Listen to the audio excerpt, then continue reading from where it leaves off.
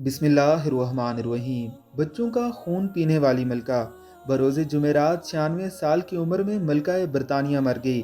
کیا آپ جانتے ہیں کہ ملکہ برطانیہ امریکہ کے صدر اور روم کے پوپ سے بھی زیادہ طاقتور شخصیت تھی۔ یہ 70 سال تک برطانیہ سمیت 16 ملکوں کی ملکہ رہی، جس میں کینیڈا، آسٹریلیا، نیوزی لینڈ جیسے ملک شامل ہیں۔ کہا جاتا ہے کہ ملکہ برطانیہ فری میسنز کی ممبر تھی، 33ویں رینک کی فری میسنز تھی، جس نے اپنی وفاداری ثابت کرنے کے لیے بچوں کا خون بھی پیا تھا۔ ملکہ برطانیہ اصل میں بینور نامی جرمنی خاندان سے تعلق رکھتی تھی۔ سب سے حیران کن بات جس پر آپ کو یقین نہیں آئے گا کہ ملکہ برطانیہ الزبتھ کے تاج کی زینت بننے والے 3 اہم ترین زیورات چوری کے ہیں۔ پہلا کوہ نور ہیرا ہے، جو مسلم مغل سلطان کے تاج کا حصہ تھا اور ہندوستان آج تک اس کی ملکیت کا دعویٰ کرتا ہے۔ دوسرا سرخ نیلم، جو اندلس میں غرناطہ کے بادشاہ ابو سعید الانصاری کے زیورات میں سے ایک تھا۔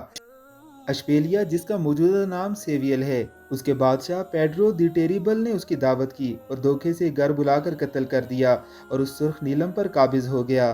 پھر پیڈرو کے بھائیوں میں سے ایک نے اس کے خلاف بغاوت کی تو اس نے انگریز شہزادے ایڈورڈ اسٹاک سے مدد طلب کی۔ انگریز بادشاہ نے سرخ نیلم حاصل کرنے کی شرط اور فوجی مدد فراہم کی۔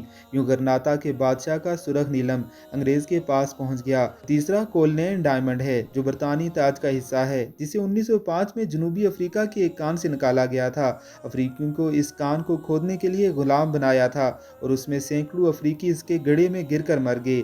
ہم کہہ سکتے ہیں کہ ملکہ برطانیہ کے تاج چوری شدہ ہے اور ملکہ برطانیہ چوروں کی ملکہ ہے۔ کہا جاتا ہے کہ ملکہ برطانیہ نے کبھی کیلے عام انسانوں کی طرح نہیں کھائے، بلکہ چمچ سے کھاتی تھی، کیونکہ اس کا کہنا تھا کہ جیسے عام طور پر لوگ کیلے کھاتے ہیں، ویسے بندر کھاتے ہیں۔ مذکورہ تمام جرائم کے بعد مرنے والی پر سوگ کرنے والے اپنے مردہ دل پر سوگ کریں۔